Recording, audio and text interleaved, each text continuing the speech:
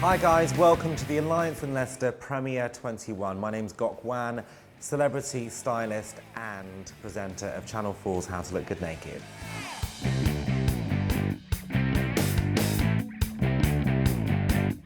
I was born in Leicester. I was brought up in a really rough council estate.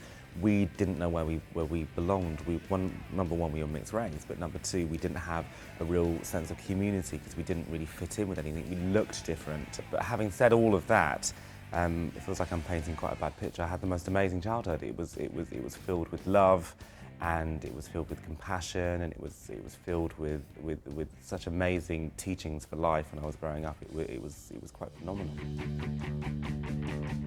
Oh my God! When I was growing up, one of my first memories of what I wanted to be is I wanted to be a ballerina, and after that I wanted to be a farmer. I wanted to be an archaeologist, and then at that age I had no idea at all what an archaeologist was, but it was for me it was an explorer, and I would basically do things. I'm very embarrassed when I'm saying this. I ended up leaving school before all my GCSEs, and so I left without any qualifications after bumming around and doing telesales, working in cafes, working for my mum and dad, you know, waking up at 4 o'clock in the afternoon and going to bed at 3 o'clock in the morning, and you know, this real kind of slobby, just no direction kind of life. I woke up one morning and I distinctly remember waking up and saying, right, if I don't give this a shot, if I don't go out there and do something about it, then I'm going to spend the rest of my life doing this, being really unhappy and having no direction. And so I walked into a local college, and I remember walking in, I saw Dean McQueen, who was the head lecturer there, and I said, hi, I want to be an actor, can you help me? And I just burst into tears and just had a complete breakdown. This was about the age of 17.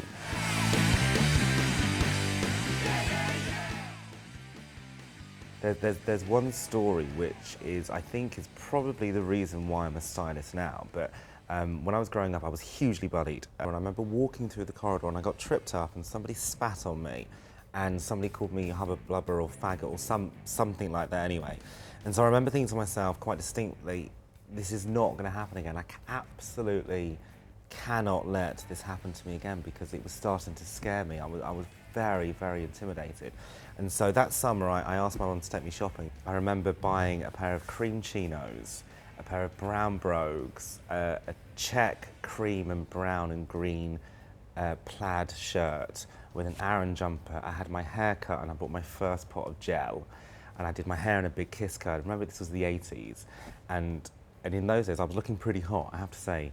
And I remember going into school on the first day of term in September, and I walked into school and not a single person called me fat or gay or faggot or anything, because I suddenly had an armour. I'd created a character, and I was this new, funky, cool kid. Okay, when I was growing up, I had several mentors. I think my first immediate ones were my family, every single one of them for different reasons. My dad, because he was always very work savvy. My mum, because she has the biggest heart in the world. My sister, because she was so intelligent. My brother, because he seemed to have a bravery which was bigger than everyone else's. Here are my top 5 tips for success. It doesn't matter who you are. Number one, you've got to be confident in who you are as a person. You've got to dig deep and realize, you know what, you've got a place on this earth and you absolutely 100% deserve to be happy. And my second tip to you guys is be open to learn. Do you know what? Every single day is a school day. If you're not prepared to take on the advice of other people, then you're not going to get the most out of every single situation. Tip number 3 is realize your true potential. Understand what you're good at and what you're bad at. And if you're really good at something, carry on developing it. If you're bad at something, don't get hung up on that. Just try and work at it to make sure you can give every single situation your best attempt. Tip number 4 is absolutely apply yourself. Make sure that you're going to give every single situation and every single attempt in your life as much welly as you possibly can, because I guarantee the results are going to be absolutely huge. Finally, tip number 5 is realize that everybody does things differently. If you don't go to university, it doesn't mean that you're not going to get an amazing job. If you do go to university, it doesn't mean you're going to miss out on some experiences. I have not met a single person in my life that has followed the same route as another person. You deserve to be successful, and you can be if you allow yourself.